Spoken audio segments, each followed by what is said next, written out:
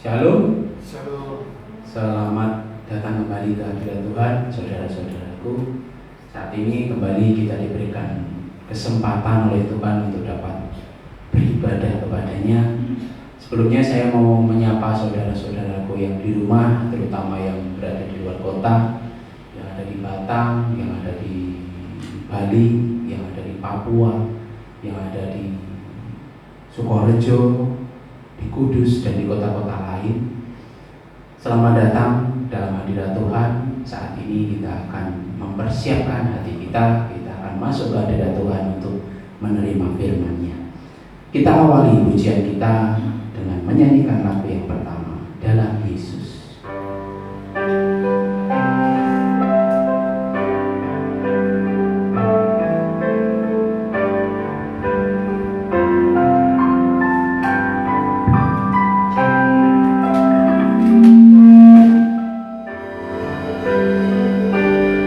Ku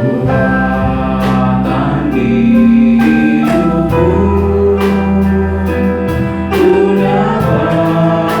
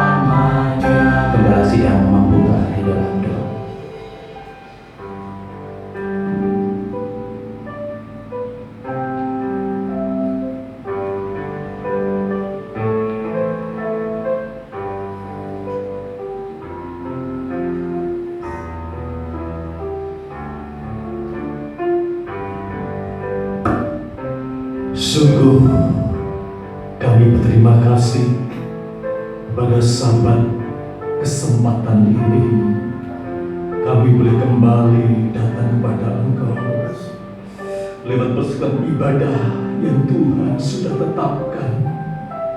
Oleh sebab itu saat ini kami benar-benar menyerahkan rangkaian ibadah ini kepada Engkau yang kami ikuti di sini maupun di rumah masing-masing, baik yang di dalam kota Semarang sampai di luar kota Semarang, bahkan di luar Jawa. Semuanya kami serahkan pada Engkau. Mohon kemurahan daripada kasih-Mu mengalir kepada kami semuanya, supaya dimanapun kami berada, di saat kami menghadap Engkau, Roh Kudus turun kepada kami, sehingga damai, sejahtera, sukacita itu boleh mengalir di dalam pribadi kami masing-masing. Terima kasih Tuhan Yesus, terima kasih. Kami yakin saat ini Tuhan sudah berdiri tengah-tengah kami, baik di dalam tempat ini maupun di rumah kami masing-masing. Nyatakan kuasa-Mu Tuhan, supaya kami semuanya boleh mendapatkan kasih dan cinta Tuhan, mendapatkan anugerah besar dari Tuhan lewat ibadah ini dari awal sampai pada akhirnya. Dan sekarang kami serahkan kuasa-kuasa kegelapan, roh jahat, kuasa setan yang masih membelenggu hati kami, membelenggu jiwa kami, membelenggu ruangan ini dan ruangan rumah masing-masing. Kami percaya itu membuat Engkau tidak bisa berleluasa untuk menyatakan kuasa-Mu lewat ibadah pada kesempatan ini. Oleh sebab itu kuasa darah-Mu sampai sekarang berkuasa untuk mengusir kuasa itu. Oleh sebab kami menyatukan hati untuk mengusir mereka semuanya, itu di dalam nama Tuhan Yesus Kristus. Segala kuasa setan dalam bentuk apapun juga, baik di sini maupun di tempat masing-masing, dalam nama Yesus pergi dari tempat kami. Darah Yesus berkuasa.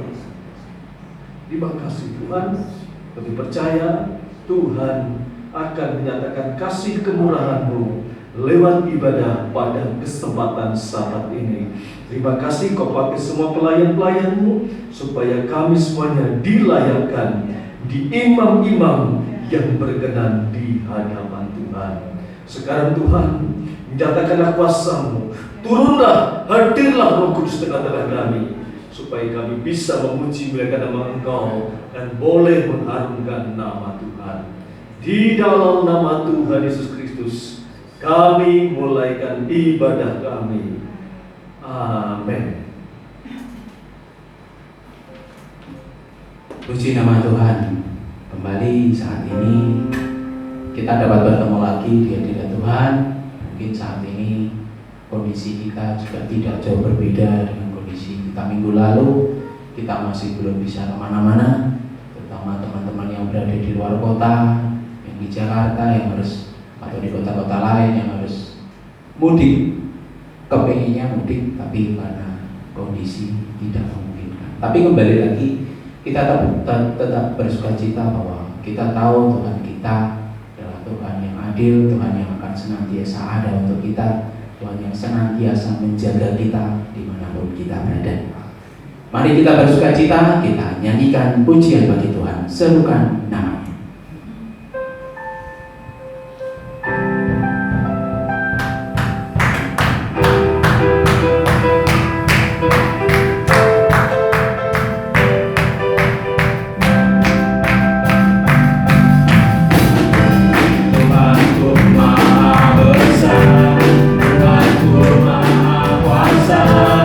Raja segala raja,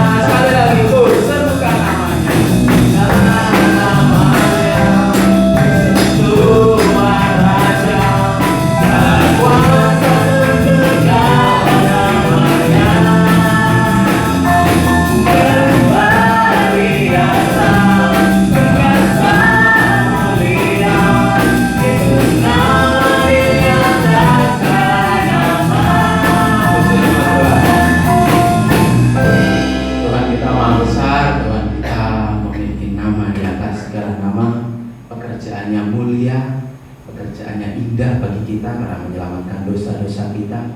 Mungkin saat ini kita sedang dikungkung oleh lingkungan kita, di mana kita tidak bisa melakukan aktivitas kita dengan normal seperti biasanya. Bahkan kita mau beribadah pun kita harus di rumah. Namun kembali Tuhan senantiasa menyertai kita dan kuasa Tuhan tidak terbatas. Kuasa Tuhan ada di rumah kita juga, di mana di dalam rumah kita senantiasa juga berdoa, kita menikmati ibadah Tuhan, menikmati pelayanan Tuhan dari rumah. Kita akan siapkan hati kita akan terima firman dari Tuhan. Kita akan menyanyikan lagu Psalm 129.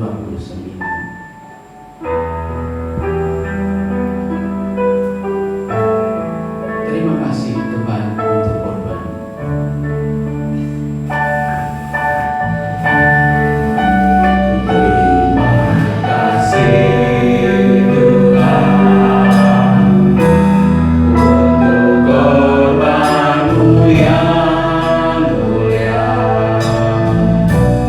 Untuk darahmu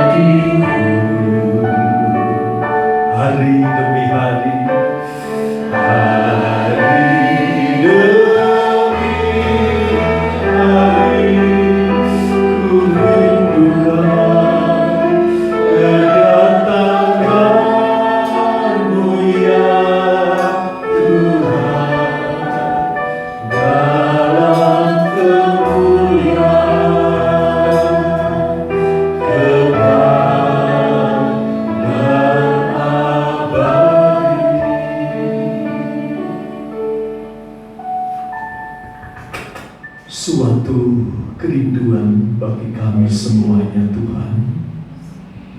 Kalau kami boleh merindukan kemuliaan yang Tuhan sudah sediakan bagi kami semuanya, kemuliaan yang tidak bisa luntur, kemuliaan yang tidak bisa digugat oleh siapapun, sebab Engkau adalah pribadi Tuhan yang bertahta di kerajaan sorga dalam kemuliaan. Engkau yang mempunyai kemuliaan itu, maka kami yang mendapatkan kesempatan janji untuk diberi kemuliaan, benar-benar itu bukan janji kosong bagi kami, tetapi bukan janji yang akan Kau nyatakan pada kehidupan anak-anak-Mu yang semakin hari semakin tunduk kepada suara Tuhan, tunduk pada perintah-Mu, tunduk pada hukum-Mu Tuhan. Kemuliaan itu Kau sediakan bagi kami. Terima kasih Tuhan, terima kasih. Maka kesempatan ini kami akan memberikan waktu yang terbaik untuk Tuhan berbicara. Oleh sebab itu, sucikan kembali tubuh kami, jiwa kami dan roh kami, supaya setiap firman Tuhan benar-benar berkuasa memperbaharui dan membangun kami semuanya, sehingga kehidupan kami hari demi hari bukan semakin merosot, tetapi semakin meningkat bersama Tuhan, bersama Engkau, sebab Engkau telah menyatakan janji untuk mengangkat kami semuanya. Terima kasih Tuhan. Sekarang kami belajar menerima firman-Mu seperti perempuan yang berdosa. Itulah Magdalena yang begitu menghargai firman-Mu, maka Engkau berikan kesempatan yang terbaik untuk dia. Demikianlah untuk kami. Tuhan juga akan memberikan kesempatan yang terbaik untuk kami, untuk masuk dalam kerajaan yang kekal bersama Engkau di surga. Urapi kami, urapi ruangan ini, urapi hamba-Mu mulut lidah ini, supaya hamba-Mu bisa menyampaikan kebenaran firman dalam kuasa Roh Kudus. Terima kasih. Di dalam nama Tuhan Yesus Kristus kami sambut firman-Mu. Amin.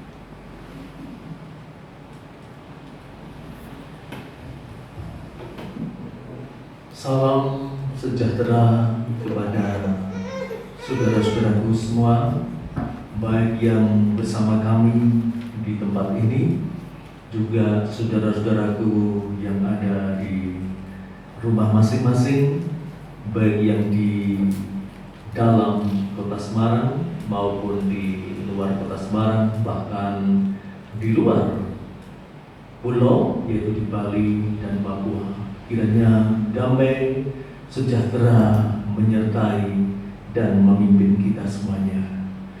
Puji nama Tuhan. Pada kesempatan ini kita akan kembali melanjutkan perjalanan bangsa Israel, di mana kita sudah banyak belajar dan banyak mengapresiasi tentang bagaimana perjalanan bangsa Israel ketika harus melewati padang gurun. Kemudian mereka diberikan istirahat yang sangat memuaskan, yaitu di Elim, di mana terdapat 12 mata air dan terdapat 70 pohon ara yang berbuah, sehingga mereka merasakan pemeliharaan yang luar biasa. Ya, sehingga mereka berkemah di tepi air tersebut. Ya, mereka begitu nikmatnya, mereka bisa melepas lelah dan sebagainya. Namun begitu Musa menyuruh mereka untuk meneruskan perjalanan ke Gunung Horeb, di mana kita tahu semuanya bahwa di Gunung Horeb inilah Musa mendapatkan 10 perintah Allah yang harus dilakukan oleh semua bangsa Israel, dan mereka mulai berada di gurun Sin, ya, maka mereka kembali bersungut-sungut, ya, kembali mengomel, kembali marah, ya, karena mereka merasa, ya, tubuhnya sangat tidak enak dalam berjalan itu, sehingga mereka mengomel dan sebagainya, ya, dan di samping itu, ya, mereka juga dalam keadaan lapar, dahaga dan sebagainya. Dan kebiasaan mereka makan roti dari Mesir, ya, cara-cara di Mesir. Maka Tuhan boleh mengubah cara mereka dengan mendatangkan mana dari surga. Tujuan Tuhan supaya mereka berubah, menggantungkan diri dari Mesir, supaya berubah menggantungkan diri kepada Tuhan, ya. Oleh sebab itu, ya, Tuhan mendatangkan benar-benar, ya, mana selama 6 hari, dan pada hari ke-6 mereka mendapatkan double porsi, yaitu 2 kali, untuk yang satunya untuk hari Sabat, ya. Mereka juga mengomel juga, bagaimana kami bisa makan daging? Tuhan mendatangkan burung puyuh luar biasa, dan kita sudah belajar bersama bahwa burung puyuh ini sangat menyehatkan jantung, dan jantung itu berguna untuk memompa, ya, darah, dan secara rohani, ya, burung puyuh ini berbicara tentang pemompa darah yang rohani, yaitu Yesus Kristus di atas kayu salib, yang luar biasa. Jadi kita sudah mendengarkan bagaimana ketetapan dalam firman Tuhan dan korban Kristus itu selalu berjalan berdampingan. Firman dan darah Kristus itu menyucikan, selalu berjalan bersama-sama. Dan kemudian saudaraku yang terkasih dalam Tuhan, ya, ternyata Tuhan tidak berhenti saja memberikan mana itu kepada bangsa Israel. Tuhan juga akan merubah cara hidup mereka, ya. Selama ini mereka berada di Mesir, tiap-tiap hari mereka menjalankan pekerjaannya sebagai budaknya Mesir untuk membangun kota Mesir, sehingga tidak ada satu kesempatan untuk istirahat dalam satu waktu atau satu hari. Mereka tetap bekerja untuk Mesir, membangun Mesir, sehingga pikirannya semuanya untuk Mesir. Dengan imbalan mereka bisa hidup di tanah Mesir itu. Dan selama lebih kurang 430 tahun bangsa Israel dalam keadaan yang demikian, tanpa ada perhentian sehari pun. Mereka terus bekerja dan bekerja. Oleh sebab itu, Tuhan selain memberikan mana, Tuhan juga akan mengubah pola hidup mereka, supaya dalam satu hari mereka memikirkan Tuhannya Yusuf. Itulah Bapa yang di surga, Bapanya, Tuhannya bangsa Israel. Sebab selama itu mereka tidak bisa, ya, memikirkan, setiap hari pikirannya hanya bekerja untuk bangsa Mesir. Oleh sebab itu kita akan melanjutkan firman Allah ini dalam kitab Keluaran pasal 16 ayat 23 sampai ayat yang ke-30. Di sini Tuhan mengubah cara hidup bangsa Israel supaya ada peristirahatan untuk Tuhan, ya. Kita membaca Keluaran 16 ayat 23 sampai ayat yang ke-30. Lalu berkatalah Musa kepada mereka, Ya. inilah yang dimaksudkan Tuhan. Besok adalah hari perhentian penuh, Sabat yang kudus bagi Tuhan. Maka roti yang perlu kamu bakar, bakarlah. Dan apa yang perlu kamu masak, masaklah. dan segala kelebihannya biarkanlah di tempatnya untuk disimpan sampai pagi. Mereka membiarkannya di tempatnya sampai keesokan harinya, seperti yang diperintahkan Musa. Lalu tidaklah berbau busuk dan tidak ada ulat di dalamnya. Selanjutnya kata Musa, makanlah itu pada hari ini, sebab hari ini adalah Sabat untuk Tuhan. Pada hari ini tidaklah kamu mendapatnya di padang. Terus 6 hari lamanya kamu memungutnya, tetapi pada hari yang ketujuh ada Sabat, maka roti itu tidak ada pada hari itu. Tetapi ketika pada hari ketujuh ada dari bangsa itu yang keluar memungutnya, tidaklah mereka mendapatnya. Sebab itu Tuhan berfirman kepada Musa, berapa lama lagi kamu menolak mengikuti segala perintahku dan hukumku? Perhatikanlah, Tuhan telah memberikan Sabat itu kepadamu. Itulah sebabnya pada hari ke-6 Ia memberikan kepadamu roti untuk 2 hari. Tinggallah kamu di tempatmu masing-masing, seorang pun tidak boleh keluar dari tempatnya pada hari ke-7 itu. Lalu beristirahatlah bangsa itu pada hari ke-7. terima kasih. Ya, terima kasih. Saudaraku yang dikasihi Tuhan, yang baik yang di sini maupun di rumah masing-masing.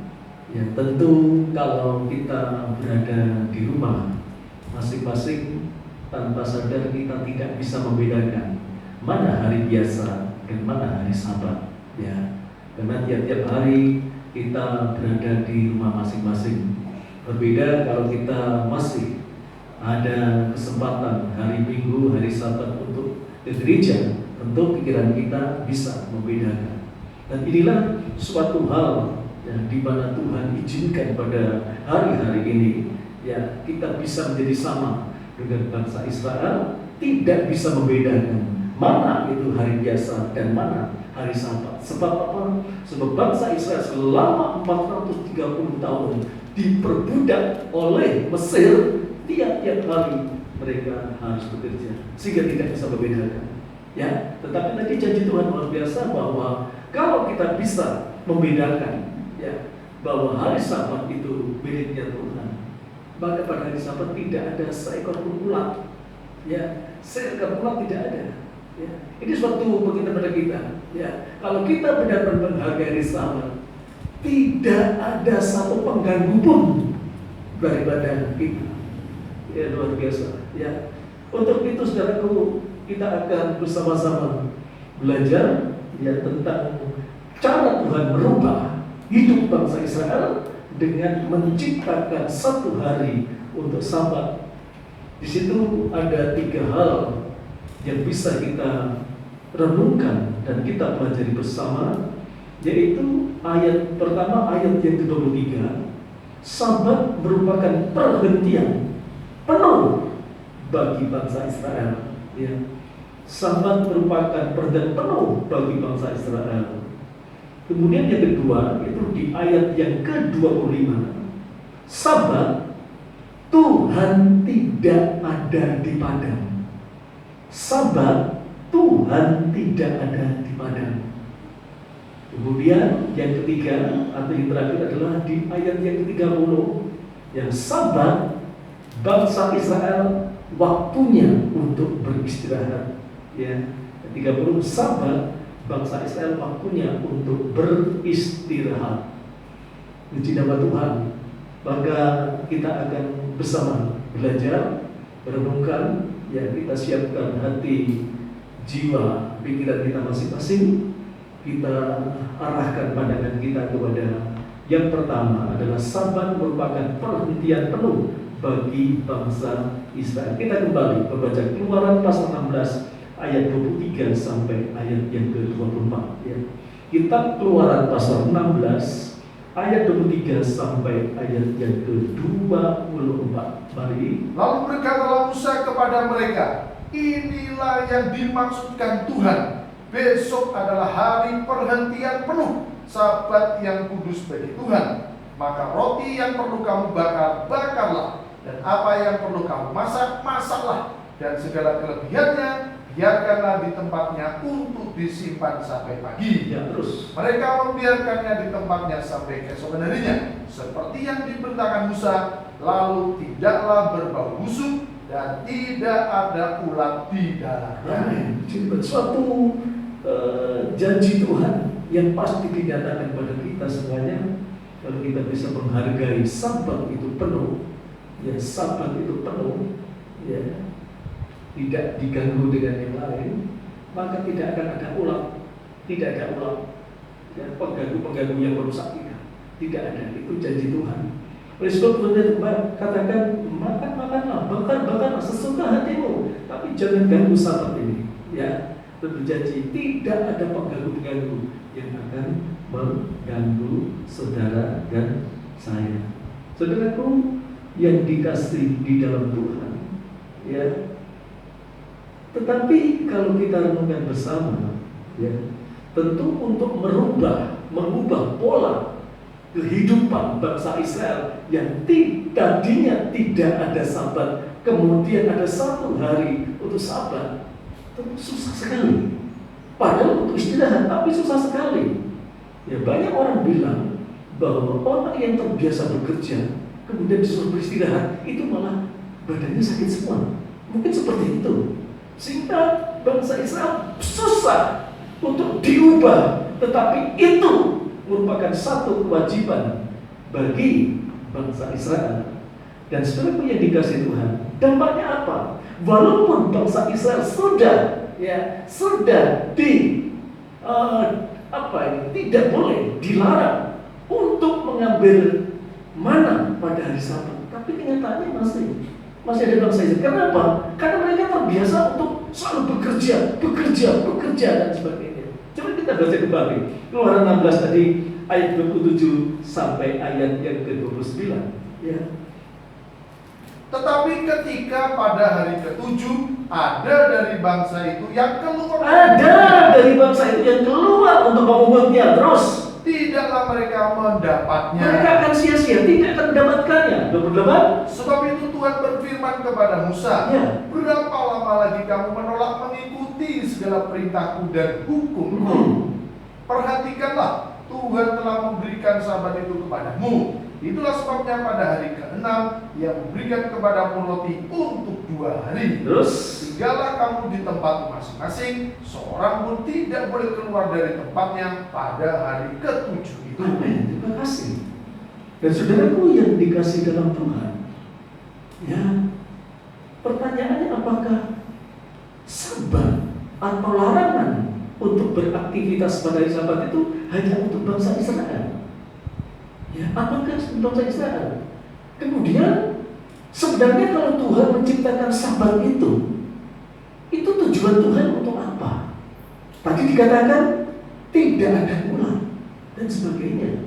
Sekarang kita lihat, ya, tujuan Tuhan apa menciptakan Sabat itu? Kita baca, ya, Keluaran pasal 20, ya. Keluaran pasal 20 ayat yang ke-9 sampai ayat yang ke-11. Coba kita perhatikan tujuan Tuhan berikan Sabat, ya. Keluaran 20 ayat 9 sampai ayat yang ke-11. 6 hari lamanya engkau akan bekerja dan melakukan segala pekerjaanmu. Ya, terus Tetapi hari ke-7 adalah hari Sabat Tuhan Sabat Allahmu. Tuhan Allahmu. Maka jangan melakukan sesuatu pekerjaan, engkau atau anak laki-laki atau anak perempuan, atau hambamu laki-laki atau hambamu perempuan, atau hewanmu atau orang asing yang di tempat kediamanmu. Terus Sebab 6 hari lamanya Tuhan menjadikan langit dan bumi, laut dan segala isinya, dan Ia berhenti pada hari ke-7. Itulah sebabnya Tuhan memberikan hari Sabat dan menguduskannya. terima kasih. Jadi tujuan Tuhan itu, Tuhan mau memberkati kita dan menguduskan kita. Enak sekali saudara, ya. Jadi Tuhan menciptakan Sabat itu, ya, untuk bangsa Israel dan untuk kita semuanya. Tujuannya Tuhan akan memberkati kita dan akan menguduskan kita. Bukankah itu perkara-perkara yang sangat enak bagi kita? Ya, oleh sebab itu kita berbahagia kalau kita bisa menghargai Sabat. Sebenarnya Tuhan mencurahkan berkat dan mencurahkan kekudusan bagi kita. Jasmani, rohani diberikan kepada kita. Tetapi pertanyaannya tadi, Apakah itu khusus untuk bangsa Israel? Ya, sebab banyak orang mempunyai suatu pemikiran Sabat itu hanya miliknya bangsa Israel. Ada yang seperti itu. Ya. Tentu kita akan belajar bersama. Apakah benar Sabat itu hanya miliknya bangsa Israel atau milik kita semua? Mari kita baca ya, Matius 5 ayat 17 sampai ayat yang ke-20. Ya. Matius 5 ayat 17 sampai 20 kita baca. Janganlah kamu menyangka bahwa aku datang untuk meniadakan hukum Taurat atau kitab para nabi. Aku datang bukan untuk menghilangkan, melainkan untuk menggenapinya. Melainkan untuk menyempurnakan. Terus, karena aku berkata kepadamu, sesungguhnya selama belum lenyap langit dan bumi ini, satu iota atau satu titik pun tidak akan ditiadakan dari hukum Taurat sebelum semuanya terjadi. 19. Karena itu siapa yang meniadakan salah satu perintah Taurat, sekalipun yang paling kecil, dan mengajarkannya demikian kepada orang lain, ia akan menduduki tempat yang paling rendah di dalam kerajaan surga. Tetapi siapa yang melakukan dan mengajarkan segala perintah-perintah Taurat, ia akan menduduki tempat yang tinggi di dalam kerajaan surga. Sampai 19 saja. Coba kita renungkan. Tuhan Yesus itu hanya untuk bangsa Israel atau untuk kita juga?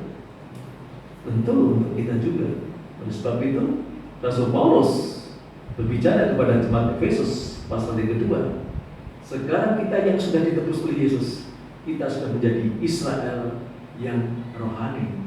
Berarti hukum Taurat itu bukan mutlak miliknya bangsa Israel.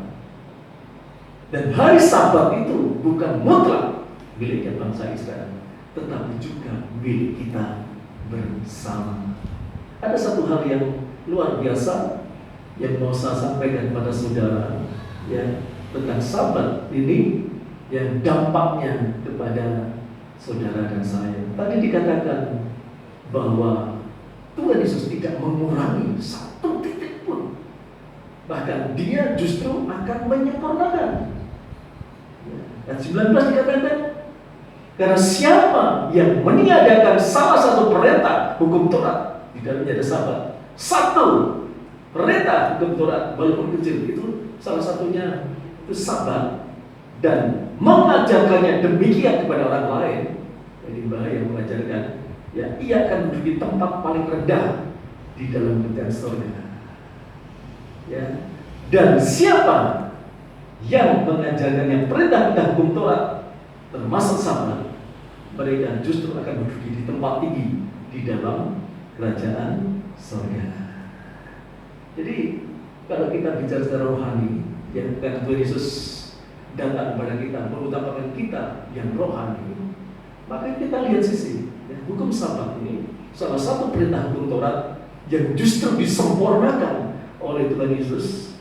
Ya, justru mereka yang melakukan, mereka mendapatkan tempat tinggi di surga. Tetapi yang tidak menghargai, tidak melakukannya, mereka mendapatkan tempat yang paling rendah di dalam kerajaan surga. Coba kita bersama-sama akan membahas ini. Ya, kita pertama adalah di mana sih tempat tinggi dalam kerajaan surga itu di mana? Sama-sama dengan kerajaan surga. Mengapa ada atas, tinggi ada bawah? Ya, coba di tempat yang tinggi itu, tertinggi itu tahta Allah. Ya, kita sudah banyak menerangkan, ya, kerajaan surga yang paling tinggi di tahta Allah. Jadi kalau kita melakukan Sabatnya, kita diarahkan ke sana. Di tahta Allah itu suasana seperti apa? Coba kita baca ya. Wahyu pasal 4. Kitab Wahyu pasal 4 ayat 1 sampai ayat yang keempat. Ya. Kitab Wahyu pasal 4 ayat 1 sampai ayat yang keempat. Kita lihat, ya. Kemudian daripada itu aku melihat, sesungguhnya sebuah pintu terbuka di surga, dan suara yang dahulu telah kudengar berkata kepadaku seperti bunyi sangkakala, katanya, naiklah, terus, dan aku akan menunjukkan kepadamu apa yang harus terjadi sesudah ini. Segera aku dikuasai oleh Roh, dan lihatlah sebuah tahta terdiri di surga, dan di tahta itu duduk seorang.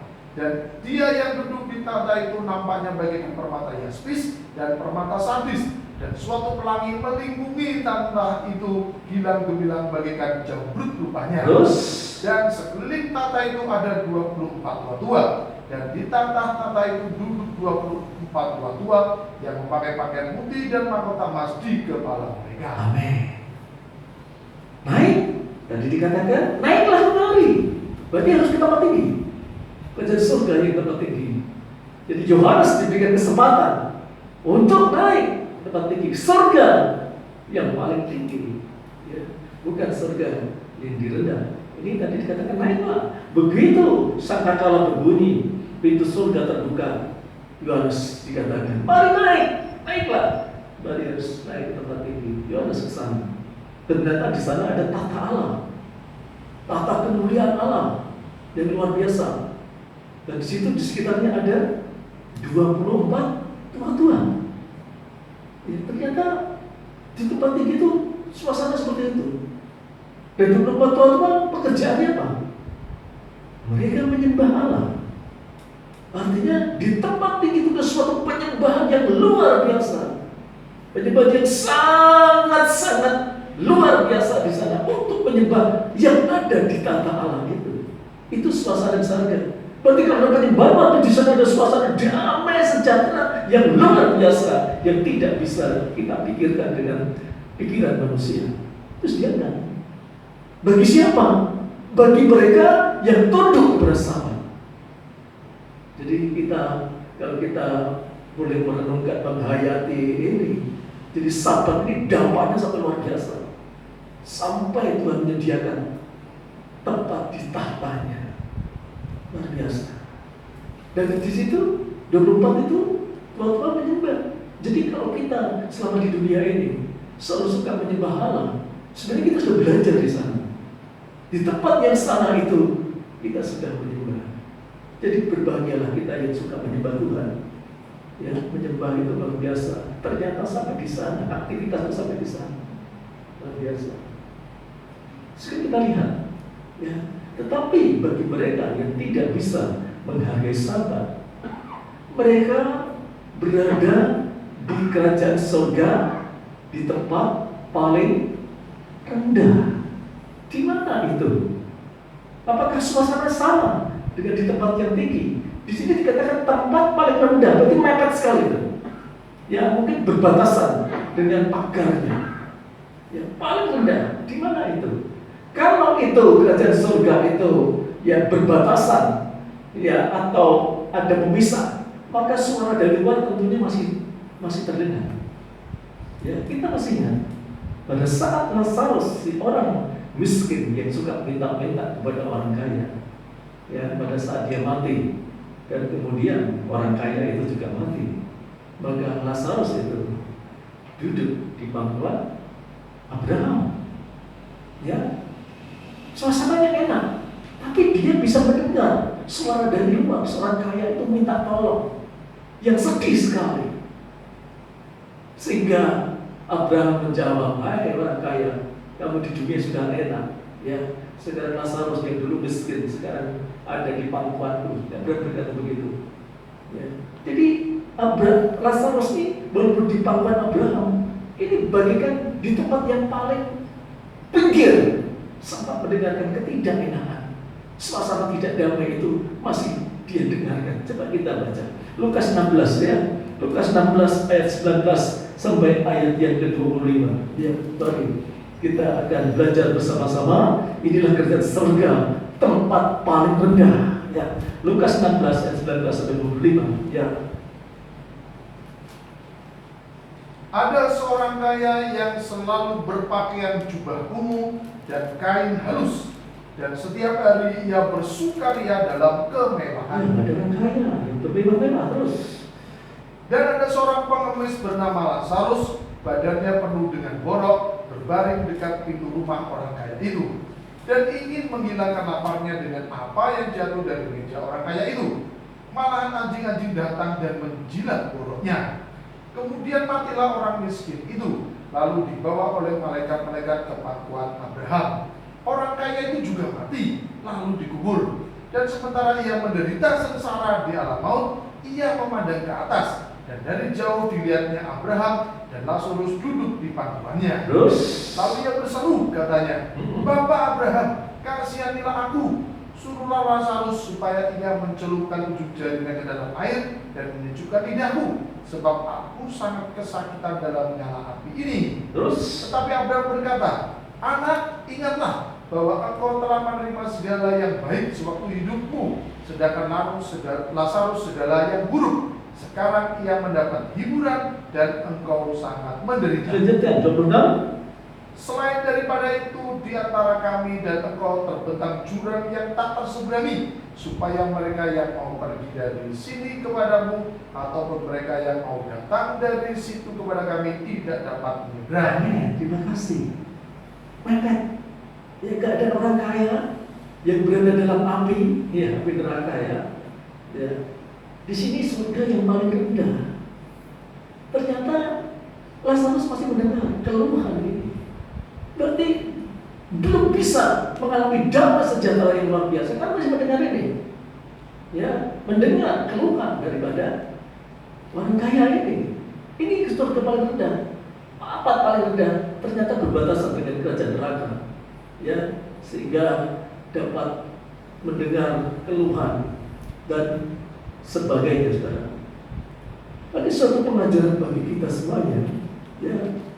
Kalau hukum Taurat mengajarkan kepada bangsa Israel siapa yang meninggalkan bangsa Sabat pasti mati, tapi zaman Tuhan Yesus, Tuhan masih memberikan satu kemurahan, yaitu ya akan tetap masuk surga, tapi surga paling rendah, yaitu berbatasan dengan kerajaan neraka. Sekali kepleset pasti akan masuk neraka. Jadi warningnya luar biasa bagi kehidupan anak Tuhan yang belum bisa menghargai sahabat. Puji nama Tuhan.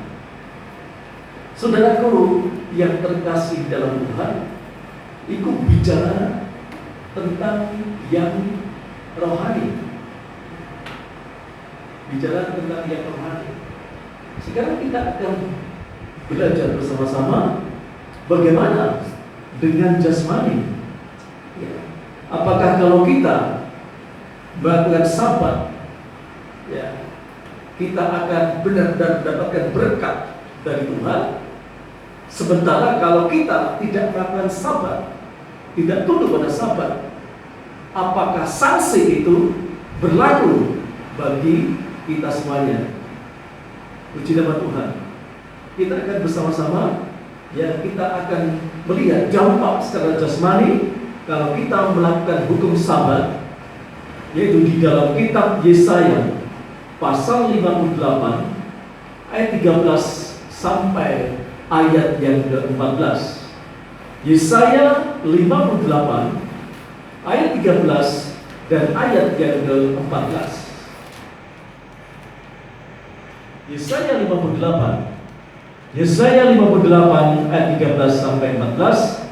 "Apabila engkau tidak menginjak-injak hukum sabat dan tidak melakukan urusanmu pada hari kudusku, apabila engkau menyebutkan hari sabat hari kenikmatan dan hari kudus Tuhan hari yang mulia, apabila engkau menghormatinya dengan tidak menjalankan segala acaramu dan dengan tidak mengurus urusanmu atau berkata omong kosong." Ya, coba saya ulangi lagi ya.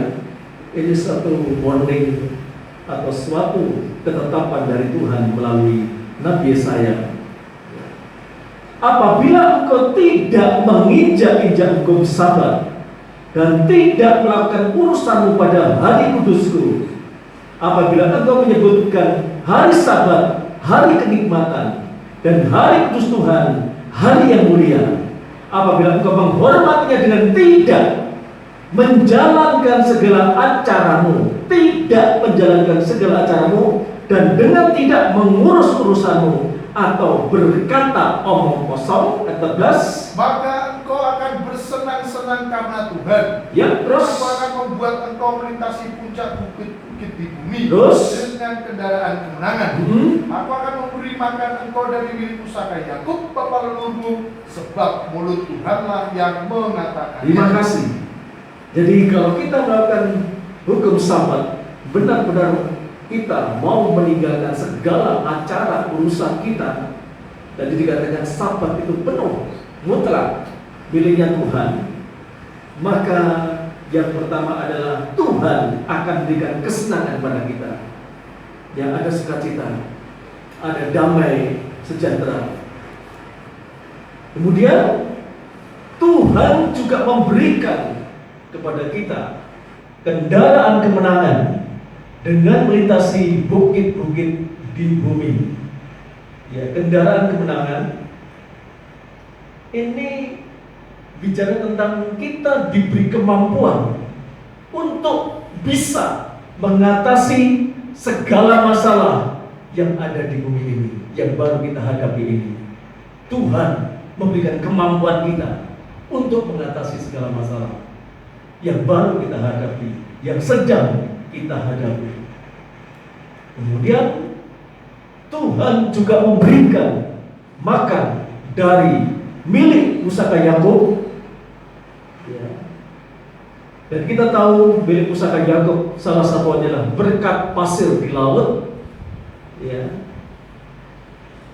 Itu berkat yang tidak akan habis.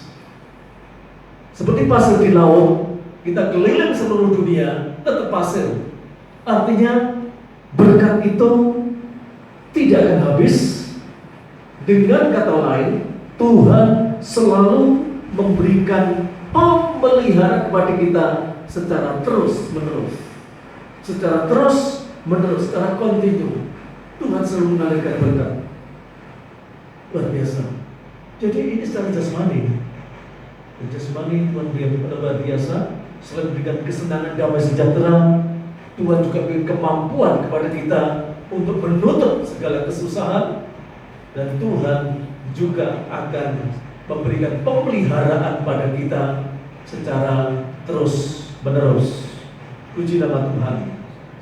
Sekarang sebaliknya, bagi kita yang tidak mau melakukan Sabat, tidak tunduk pada hukum Sabat, ya, bagaimana konsekuensinya secara jasmani? Ya, sampai sekarang kita belum bisa membedakan ya dampak dari yang melakukan hukum Sabat dan mereka yang tidak melakukan hukum Sabat. Ya, seolah-olah itu tidak ada perbedaan secara jasmani. Tetapi kalau kita kembali kepada saat bangsa Israel sebelum menerima hukum Taurat, bagi mereka yang tidak tunduk kepada hukum Sabat,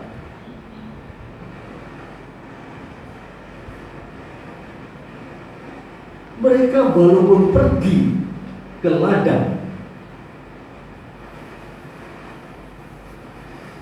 itu mereka tidak mendapatkan apa-apa.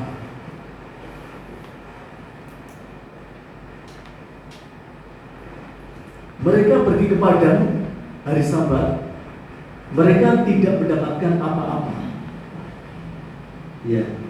Setelah hukum Taurat muncul, mereka yang menolak hukum Sabat, mereka harus mati. Jadi untuk bangsa Israel tidak ada pilihan. Sebelum 10 hukum Taurat datang, mereka dapat suatu teguran dari Tuhan. Mereka saat mencari mana, mencari berkat, mencari nafkah, tidak mendapatkan apa-apa. Tapi setelah hukum Taurat muncul, mereka justru harus mati. Jadi untuk bangsa Israel tidak ada pilihan. Bagaimana dengan kita? Ya, apakah kita ada sanksi kalau kita tidak melakukan hukum Sabat? Saudaraku, ya. Sampai sekarang pun seolah-olah jawaban itu belum ada. Karena tidak ada ayat yang menyebutkan secara spesifik bagaimana konsekuensi anak Tuhan yang melanggar hukum Sabat. Tetapi ingat saudaraku, konsekuensi yang sangat mengerikan adalah kita semuanya yang saat ini tidak tunduk pada hukum Taurat. Mungkin kita selama ini berhappy-happy bekerja pada hari Sabat dan sebagainya. Tapi ingat, untuk bisa masuk surga sangat tipis. Kalaupun bisa masuk, mereka hanya mendapatkan kerajaan surga di tempat paling rendah. Jadi mungkin kita di dunia ini berbangga-bangga, oh ternyata aku Sabat tidak ke gereja, tidak apa-apa.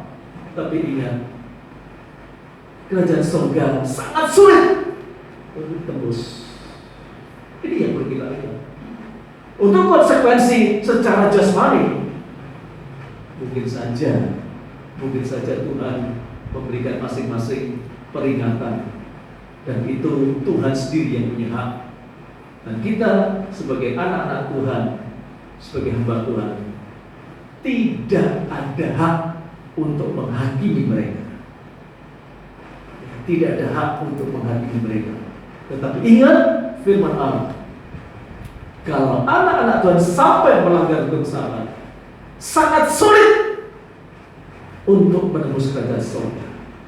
Kalaupun bisa, ditempatkan yang paling rendah, artinya tidak bisa mencapai kesatuan dalam kesempurnaan bersama Yesus dalam pesta kawin anak domba Allah.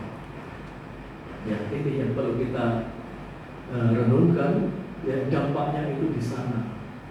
Sebab itu saya sebagai hamba Tuhan menasihatkan, mari kita kerjakan hukum Sabat dengan baik, karena dampaknya seperti itu. Ya, puji nama Tuhan. Kita sudah berjerih lelah di dalam dunia ini. Apa gunanya kalau kita masuk di sana akan sulit? Kita masih ingat pada saat Tuhan memberikan perumpamaan, ya, membuat pesta untuk anaknya, pesta kawin anak domba. Di situ ada seorang yang tidak memakai pakaian pesta, ya, langsung diculik. Enggak layak kamu di sini. Keluar. Kamu harus pergi ke tempat yang gelap. Di sana perlu gertak dan gertak gigi dan sebagainya. Ini suatu hal yang memberikan satu pembelajaran kepada kita. Sabat ini tidak main-main, karena dampaknya ke sana. Ini tadi Tuhan yang berbicara sendiri, Tuhan Yesus yang berbicara. Tetapi kalau kita tetap mengeraskan hati, wah, tidak apa-apa, Sabat dilanggar saja.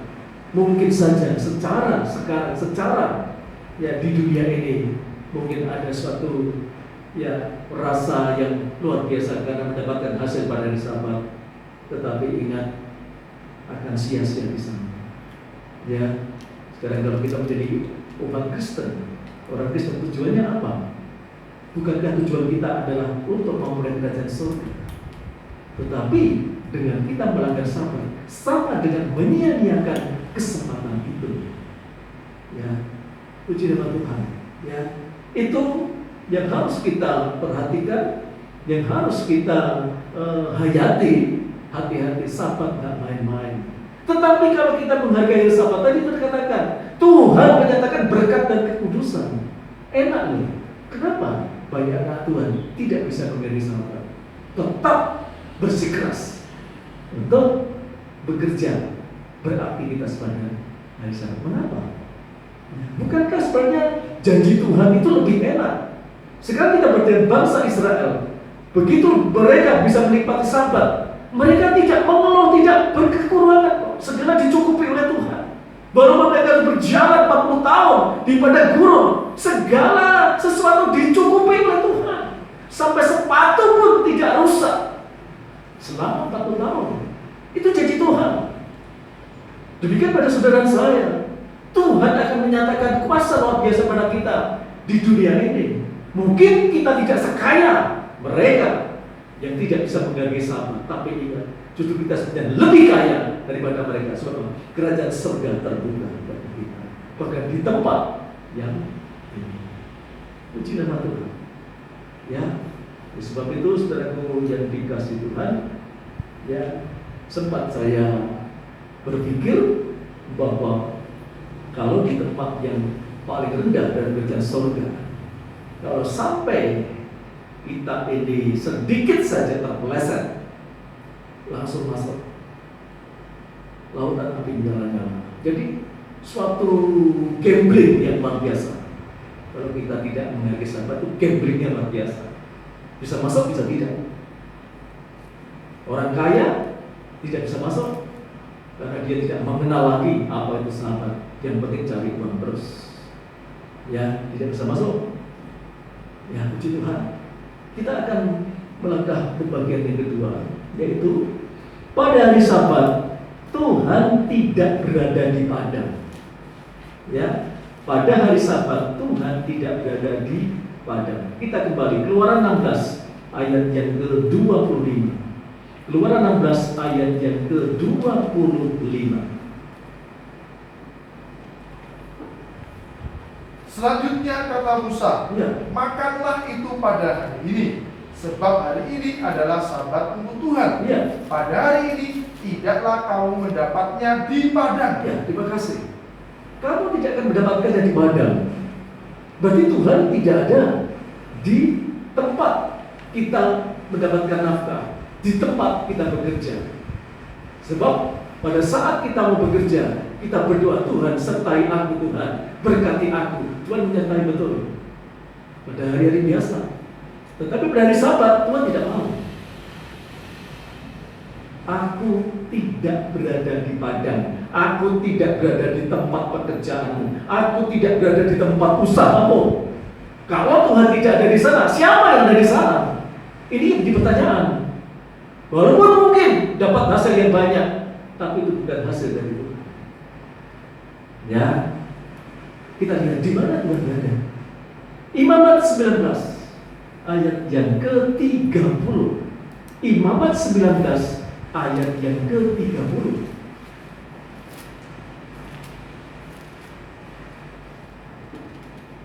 Imamat 19 ayat yang ke-30. Di mana Tuhan pada hari Sabat? Ya.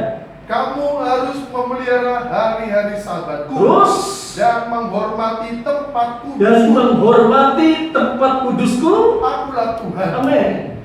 Berarti Tuhan berada di tempat kudusnya, bukan di tempat pekerjaan kita, di tempat usaha kita, tidak. Berarti Tuhan tidak menyertai kita di sana, tapi Tuhan berada di tempat kudusnya, itu di dalam gereja Tuhan. Jadi untuk hari Sabat Tuhan benar-benar berada di gereja Tuhan, ya, berada di gereja Tuhan untuk memberikan apa? Memberikan damai sejahtera, memberikan berkat dan sekaligus menguduskan kita semuanya. Wah, biasa. Ya, jadi berbahagialah kita semuanya yang selalu menghargai Sabat dan berada dalam persekutuan dengan Tuhan. Tuhan justru memberkati, Tuhan juga menguduskan, Tuhan berikan damai sejahtera pada diri kita. Itu luar biasa. Walaupun secara kasat mata itu tidak kelihatan. Coba kalau kita renungkan bangsa Israel, mereka harus menyediakan satu porsi untuk hari Sabat, dan ulat tidak bisa memakannya. Artinya apa? Berkat yang Tuhan sediakan itu pasti diberikan. Tidak mungkin menjadi rusak atau menjadi sesuatu yang hilang. Tetap Tuhan sediakan. Artinya porsi yang Tuhan sudah sediakan di hari sebelum Sabat itu tetap menjadi milik kita. Tetap menjadi milik kita. Tetapi kalau kita menolak hari Sabat, kita bekerja, kita mencari nafkah, kita mencari sesuatu yang lain, hak ini hilang. Ya, hak ini hilang karena kamu sudah mendapatkan yang lain. Hak yang aku berikan dari aku sudah hilang.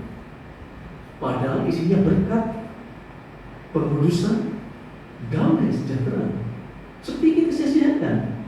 Bukankah sebenarnya kita rugi sekali Ya, kita semuanya sudah mengenal ada 3 gereja yang bertema adalah gereja diri kita sendiri. Ya, 1 Korintus 3 ayat 16 dikatakan, tidak tahukah kamu bahwa kamu adalah bait Allah? Ini gereja kita yang pertama. Gereja yang kedua adalah gereja rumah tangga kita. Itu ya, 1, 2 berkumpul dalam namaku, aku ada di tengah-tengah kamu. Bahkan 3 berkumpul dalam namaku, anak, aku ada di tengah. Ini gereja yang kedua, rumah tangga kita. Yang ketiga baru gereja lokal seperti ini. Jadi ini berikan satu pengertian yang dalam kepada kita. Selama kita semuanya betul-betul menghargai sabatnya Tuhan, sungguh-sungguh menghargai sabat, penuh menghargai Tuhan, Tuhan janji Tuhan akan memberkati dan menuduskan kita secara pribadi.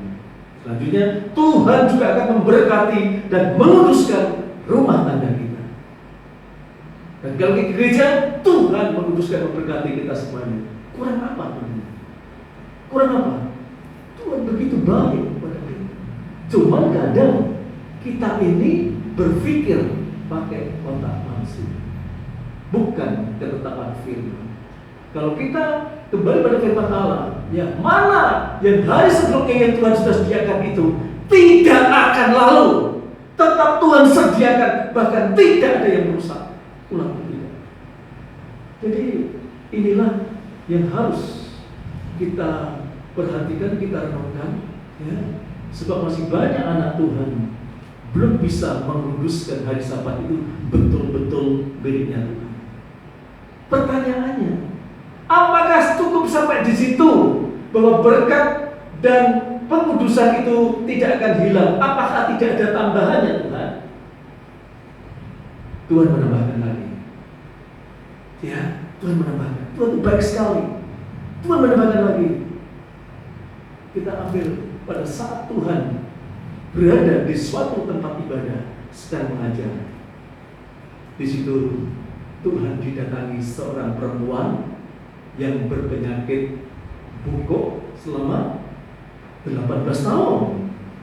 Dan perempuan ini dirasuki oleh iblis. Tuhan sembuhkan. Nanti kita lihat siapa perempuan itu. Kita baca dulu Lukas 13 ayat 10 sampai 15. Injil Lukas pasal 13 ayat 10 sampai 15. Ya. Lukas 13 ayat 10 sampai ayat yang ke-15. Pada suatu kali Yesus sedang mengajar dalam salah satu rumah ibadat pada hari Sabat. Tuhan berada di dalam gerejanya, di dalam rumahnya. Ya, bukan di tempat lain. Ya, terus di situ ada seorang perempuan yang telah 18 tahun dirasuk roh sehingga ia sakit sampai bungkuk punggungnya dan tidak dapat berdiri lagi dengan tegak. Terus ketika Yesus melihat perempuan itu, ia memanggil dia dan berkata kepadanya, "Hai ibu, penyakitmu telah sembuh." Kudus yang luar biasa. Begitu perempuan yang dirasuk iblis 18 tahun itu datang pada hari Sabat menghadap Tuhan, Tuhan langsung mengatakan, "Sembuh engkau." Luar biasa ya. Terus lalu ia meletakkan tangannya atas perempuan itu, dan seketika itu juga berdirilah perempuan itu dan memuliakan Allah. luar biasa. 14. Tetapi kepala rumah ibadat gusar karena Yesus menyembuhkan orang pada hari Sabat. Lalu ia berkata kepada orang banyak, "Ada 6 hari untuk bekerja, karena itu datanglah pada salah satu hari itu untuk disembuhkan, dan jangan pada hari Sabat." Terus 15. Tetapi Tuhan menjawab dia, katanya, "Hai orang-orang munafik, bukankah setiap orang di antaramu melepaskan lembunya atau keledainya pada hari Sabat dari kandangnya dan membawanya ke tempat minuman?" Ya, sampai sini. Ya, terima kasih. Ya, keledai atau kambing dalam keadaan lelah pada hari Sabat dia diberi minum. Kalau tidak diberi minum juga akan mati. Ya, tetapi yang perlu kita perhatikan, tadi saya mengatakan kalau kita masih beraktivitas pada hari Sabat, sementara Tuhan tidak menyertai, yang ada siapa? Tadi saya sempat ngomong seperti itu. Ternyata yang ada adalah iblis yang merasuki perempuan itu selama 18 tahun. 18 itu perkalian 6 kali 3. 18 itu triple six, angka antikris. Ya, 18 itu angka antikris. 6 ditambah 6 ditambah 6 sama dengan 18. 6 kali 3 juga 18. Luar biasa. Jadi tanpa sadar, kita anak Tuhan yang tetap berjuang untuk bekerja pada hari Sabat. Kalau saya boleh bilang, roh antikris yang masuk. Karena antikris bisa memberikan segala sesuatu. Kalau roh antikris yang memimpin, maka kehidupan anak Tuhan ini bukan semakin baik rohaninya, tapi makin hari semakin bongkok. Pandangannya ke tanah terus, tidak bisa melihat kemuliaan Allah. Pandangannya sekarang memandang daging terus, tanah terus. Ya, makanya Tuhan menyediakan, masih berikan kemurahan. Kusediakan kerajaan surga yang paling rendah deh. Ya, yang paling rendah. Bersedia, Tuhan masih baik loh. Tuhan tidak langsung masukkan ke neraka, enggak. Masih Tuhan sediakan tempat kerajaan surga yang rendah. Kenapa? Mereka sudah ditebus oleh Yesus. Yesus sangat mencintai umatnya, sangat mengasihi umatnya. Tuhan tetap berikan kesempatan pada mereka. Untuk apa? Bertobat. Ya, bertobat. Jadi kalau kita lakukan bersama, Sabat itu kelihatannya hanya kata-kata Sabat, tapi dampaknya luar biasa bagi kita semuanya. Kadang mungkin kita tidak percaya, kalau aku tidak mencari berkat pada hari Sabat, tidak dapat tambahan, dari mana aku bisa mengatasi segala masalahku? Bukankah tadi sudah katakan Yesaya 58, kita akan diberi kemampuan menaiki kendaraan, melintasi bukit-bukit. Bukit-bukit itu masalah. Tetapi kadang kita tidak percaya. Sebagai anak Tuhan tidak percaya. Pikiran kita pikiran manusia, seperti Petrus, pikiran manusiawi. Sampai Tuhan marah. Ya, engkau jangan kerasukan iblis. Engkau bukan memikirkan apa yang dipikirkan Allah, tetapi memikirkan perkara pikiran dengan manusia. Itu pikiran manusia. Ya, disinilah memang ini suatu hal yang tidak mudah bagi kita, terutama anak-anak Tuhan, untuk bisa melepas pada hari Sabat. Bukan masalah kecil. Banyak anak-anak Tuhan yang tidak bisa melepas Sabat. Tapi itu bagi kita semuanya, inilah firman Tuhan. Inilah firman Tuhan. Ya, mau dilakukan silakan, mau ditolak silakan. Itu hak kita. Tuhan tidak pernah memaksa. Tuhan hanya memaparkan, inilah hukumku. Ya, berkata kepada bangsa ini, mereka yang melakukannya, mereka sungguh-sungguh akan bisa mencapai. Tapi kalau tidak, ya sudah. Sehingga karena banyak bangsa Israel yang menolak, mereka berputar-putar di padang gurun sampai 40 tahun, dan sampai penanganan. Ya, puji nama Tuhan. Ya, jadi pada saat ini seorang hamba Tuhan hanya bisa menyampaikan, ini kalau kamu lakukan dampaknya ini, kalau kamu menolak dampaknya ini. Monggo silakan dipilih. Ya, kita akan masuk bagian yang ketiga, yaitu hari Sabat, waktunya bangsa Israel beristirahat. Ya, hari Sabat, waktunya bangsa Israel beristirahat. Kita kembali membaca Keluaran 16 ayat yang ke-30. Lalu beristirahatlah bangsa itu pada hari ke-7. Amin. Terima kasih. Lalu beristirahatlah bangsa itu pada hari ke-7. Berarti mereka sudah bisa menikmati. Kalau mereka bisa beristirahat, berarti mereka bisa menikmati. Pikirannya sudah tidak kencang lagi. Saat itu, ya, saat itu, ya, sehingga mereka benar-benar bisa merasakan damai sejahtera. Ya, Tuhan cukupkan apa yang Tuhan janjikan, Tuhan nyatakan. Ya, mungkin tidak sesuai dengan pikiran kita. Kalau manusia intinya adalah mempunyai stok yang banyak. Stoknya yang banyak kalau bisa. Tapi kalau Tuhan tidak begitu, Tuhan mengalirkan terus. Jadi perbedaan pikiran manusia dan Tuhan. Pikiran manusia ingin mempunyai yang sebanyak-banyaknya, stoknya banyak. Jadi kalau ada paceklik, ada wabah dan sebagainya, kita sudah punya stok terus. Ya, tapi ingat, stok itu bisa habis. Pada saatnya habis. Tapi kalau aliran dari Tuhan itu tertara terus-menerus, tidak akan pernah habis. Tinggal pilih. Memang kelihatan mata kalau stoknya banyak, wah luar biasa, aman, tentram, damai. Tapi ingat pada seorang kaya perumpamaan Tuhan, di mana lumbung-lumbungku akan kuisi dengan penuh dan sebagainya, sampai aku bingung membuat lumbung lagi, di mana lagi. Saat itu tiba-tiba yang hanya diambil Tuhan. Kenapa? Gunanya stok itu. Tapi berbeda saudaraku, kalau kita merasakan aliran berkat Tuhan yang mengalir terus, tidak akan pernah habis. Ya, tapi justru anak Tuhan tidak suka yang aliran terus ini. Saya juga heran, kenapa ya?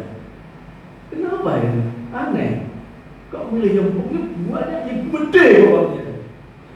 Kalau saya milih yang aliran terus, ya, walaupun hidup di dalam kesederhanaan, Tuhan memelihara terus. Ini jadi luar biasa. Ini kalau kita melakukan hidup sabat ini loh, mengalir terus, tidak pernah berhenti. Bagaikan pohon yang ditanam di tepi aliran air, airnya mengalir terus. Kita tidak akan pernah berkeringat. Jadi yang satu pernyataan bagi kita semuanya bahwa kalau kita mau setia di dalam sabat, Tuhan berjanji, kamu tidak akan mengalami kekeringan. Itu bicara Tuhan, ya. Luar biasa.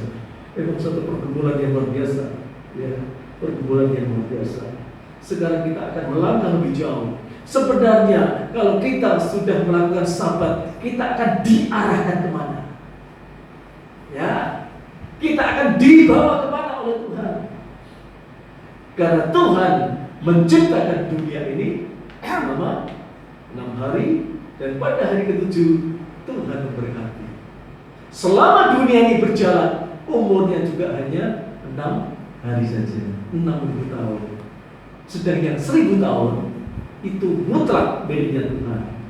Dan yang 1.000 tahun itu, kita yang melakukan sabat betul-betul akan dibawa ke sana. Kita akan baca Wahyu 20 ayat 1 sampai ayat yang ke-6. Wahyu pasal 20 ayat 1 sampai ayat yang ke-6. Ya. Lalu aku melihat seorang malaikat turun dari surga, memegang anak kunci jurang maut dan suatu rantai besar di tangannya. Coba tolong judulnya dibacakan. Kerajaan 1.000 tahun. Hari yang ke-7, hari Sabat, Sabatnya Tuhan ini. Terus ia menangkap naga si ular tua itu, yaitu iblis dan Satan. Ini antikris ditekan. Ya, Tuhan tidak mau di dalam Sabat sampai ada iblis. Tadi katakan bangsa Israel ada ulangnya. Tuhan tidak mau. Selama hari perhentian miliknya Tuhan, Tuhan tidak mau ada iblis. Tuhan tidak mau ada ulang yang mengganggu. Ya, ia menangkap naga si ular tua itu, yaitu iblis dan setan. Terus, Dan ia mengikatnya 1.000 tahun lamanya. terus, Lalu melemparkannya ke dalam jurang maut. lalu kemudian melemparkan ke jurang maut. Dan menutup jurang maut itu dan memeteraikannya di atasnya, supaya ia jangan lagi menyesatkan bangsa-bangsa sebelum berakhir masa 1.000 tahun itu. Terus, Kemudian daripada itu ia akan dilepaskan untuk sedikit waktu lamanya. hanya sedikit waktu, ya, dilepaskan karena ada peralihan nanti. Terakhir saja 1.000 tahun akan dibawa, anak-anak Tuhan akan dibawa ke surga, dan mereka yang tidak tunduk pada firman dibawa ke neraka. Ya, oleh sebab itu selanjutnya apa yang terjadi pada kerajaan itu? Hari ke-7, hari Sabatnya Tuhan yang rohani, yaitu ayat 4. Terus, Lalu aku melihat tahta-tahta dan orang-orang yang aku melihat tahta-tahta dan orang-orang yang duduk di atasnya. Terus, kepada mereka diserahkan kuasa untuk menghakimi. loh, ternyata anak-anak Tuhan yang melakukan hidup Sabat sediakan tahta-tahta luar biasa untuk menghakimi. Bukankah luar biasa? Ya, tadi dikatakan hanya satu tahta dalam kerajaan surga, dalam kemudian di tempat surga paling tinggi.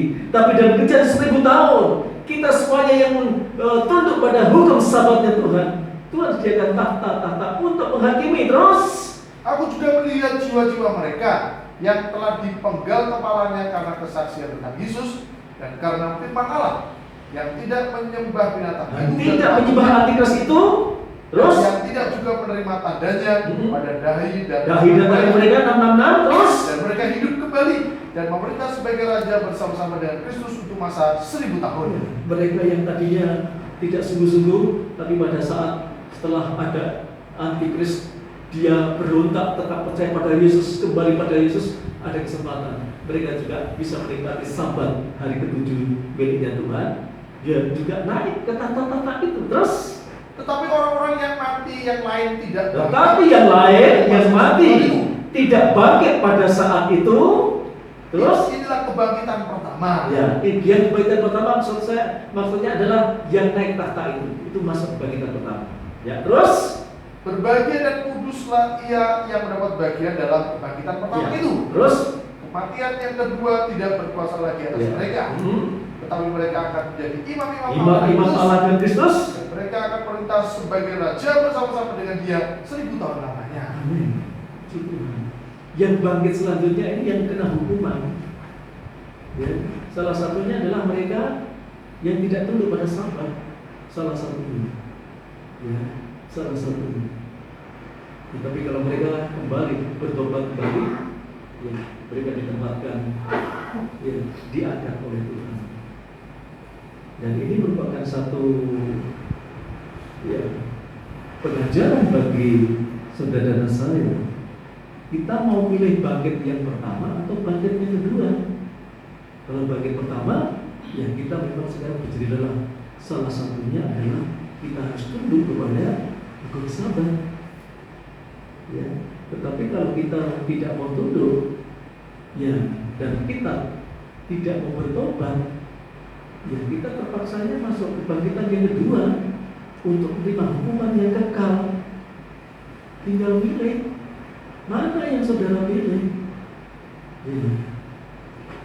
Disinilah yang kelihatannya itu sepele Sabat, ternyata dampaknya luar biasa bagi kita semuanya. Oleh sebab itu pada saat ini kita bisa berjerih lelah, kita menghargai Sabat, kita bersyukur sekali karena janji Tuhan pasti dinyatakan. Ulat-ulat itu akan dikeluarkan, antikris itu akan disingkirkan daripada kita. Tetapi berkat dan kekudusan damai sejahtera itu justru akan dialirkan kepada saudara dan saya. Ya, puji nama Tuhan. Mengapa dalam hukum Taurat, hukum Taurat, hukum itu Sabat dinyatakan ya, dengan banyak kata-kata? Karena Tuhan ingin kita semuanya menghargai Sabat, sebab Sabat mengarahkan kepada kerajaan 1000 tahun dan mengarahkan kepada kerajaan surga di tempat yang tinggi. Di sana akan mempelai surga yang akan dijadikan ya, pernikahan antara Yesus sebagai pembaptian dan gereja Tuhan sebagai mempelai wanita. Luar biasa.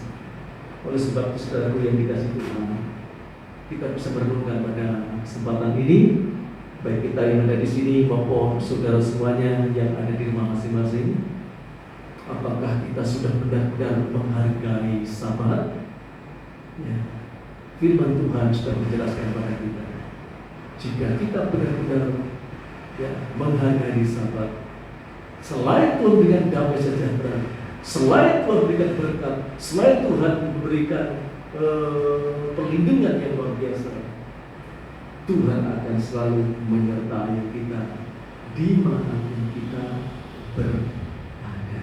Sehingga pada saat-saat yang sulit ini, secara ekonomi semakin sulit, tetapi kita yakin kalau kita selalu menjunjung tinggi Sabat, justru Tuhan akan mengalirkan berkatnya dari surga untuk saudara dan saya. Ya, mari pada kesempatan ini Dia yang berkuasa untuk kita semuanya sudah berfirman.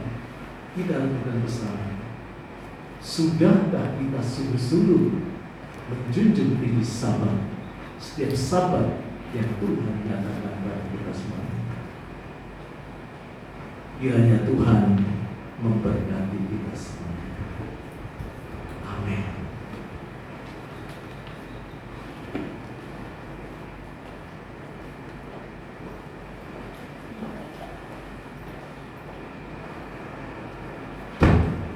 Bersama kita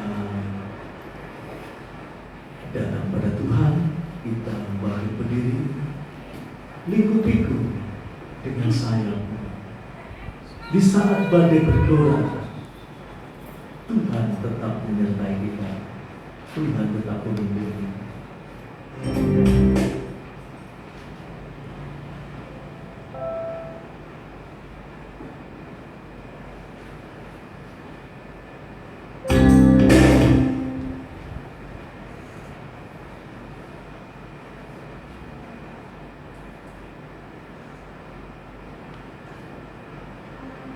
Lingkupiku dengan sayang.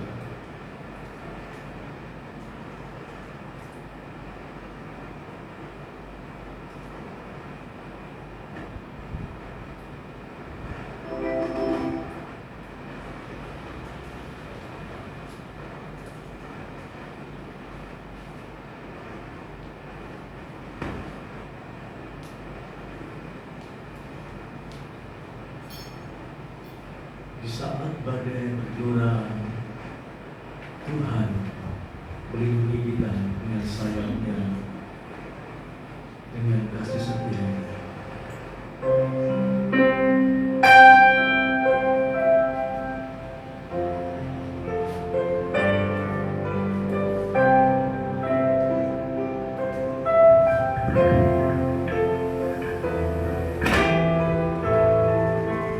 Haleluya.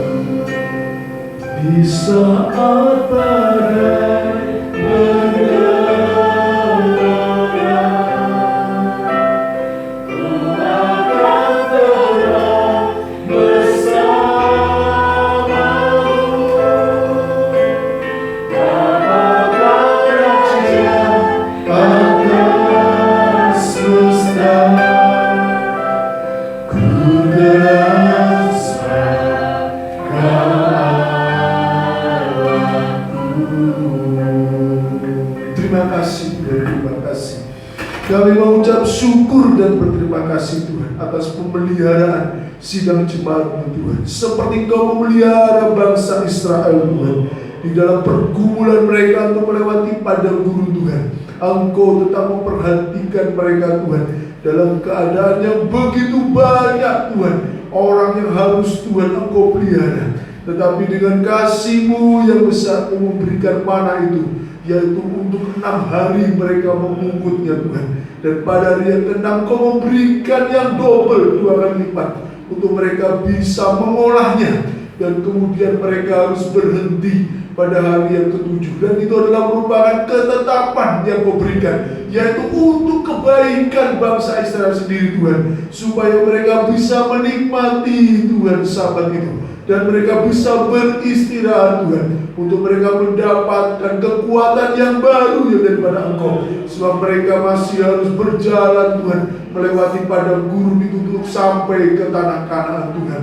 Saat ini Tuhan kami yang saat ini ada di dalam dunia ini Tuhan, kami rindu pemeliharaan itu tetap berlaku bagi kami.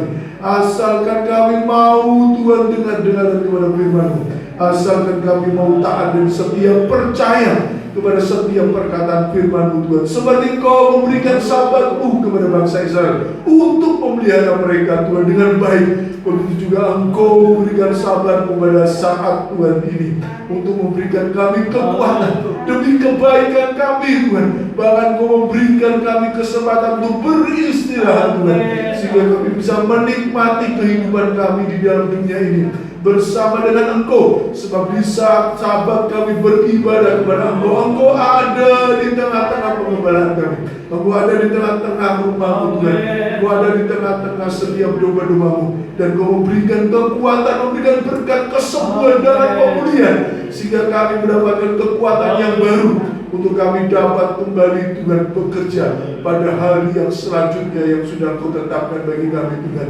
Begitu baiknya Engkau memperhatikan kami Tuhan di dalam pengembalaan kami, tetapi seringkali kami ini lupa akan kasih-Mu Tuhan. Seringkali kami masih mengharapkan yang lebih dari berkat jasmani itu, sehingga kami lupa bahwa seharusnya kami bisa beristirahat dengan Engkau, tetapi justru kami bekerja Tuhan. Bahkan Tuhan, di saat kami bekerja itu pun Engkau tidak ada bersama dengan kami, sebab Engkau tidak ada di dalam pekerjaan kami. Sebenarnya sia-sia kami bekerja jika pada hari Sabat Tuhan, tetapi sebaliknya jika kami bisa beribadah bersama dengan Engkau, itu adalah berkat yang double bagi kami, berkat yang luar biasa yang Kau berikan bagi kami untuk memelihara kami Tuhan. Tuhan, biarlah Kau kuatkan hati kami, supaya kami mengerti akan kasih-Mu yang besar ini, supaya kami bisa mengerti akan kesungguhan-Mu memelihara kami. Bagaimana kasih-Mu dan cinta-Mu dalam hati kami itu begitu besar Tuhan. Oleh karena itu Tuhan, biarlah Engkau mengingatkan kami Tuhan. Mungkin daripada kami ini sering lupa Tuhan, karena kami Tuhan dibuai oleh keinginan kami, keinginan mata, keakuan, bahkan segala keinginan daging itu membuat kami lupa Tuhan.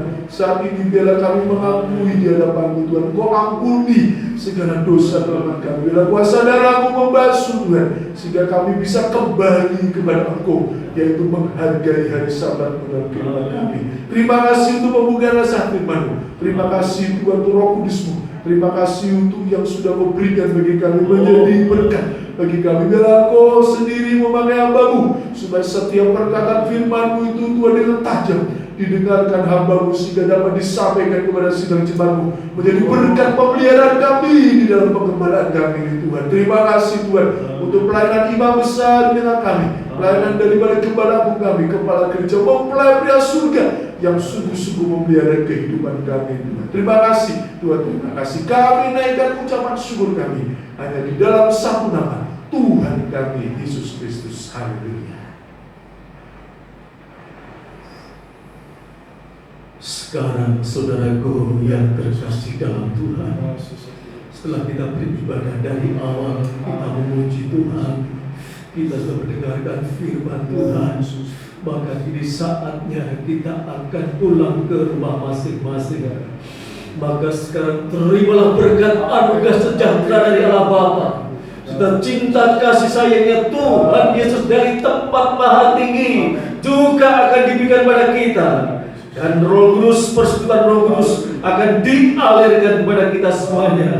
Oleh sebab itu, terilah semuanya itu yang menjadi kekuatan bagi kita semuanya selama kita hidup menumpang di dunia sampai selama-lamanya. Dan sekarang kiranya berkat anugerah sejahtera dari Bapa, Putra, dan Roh Kudus sekarang kita terima di dalam satu nama, di dalam nama Tuhan Yesus Kristus. Kekasih jiwa kita mempelai lagi-lagi surga. Haleluya, haleluya, amin.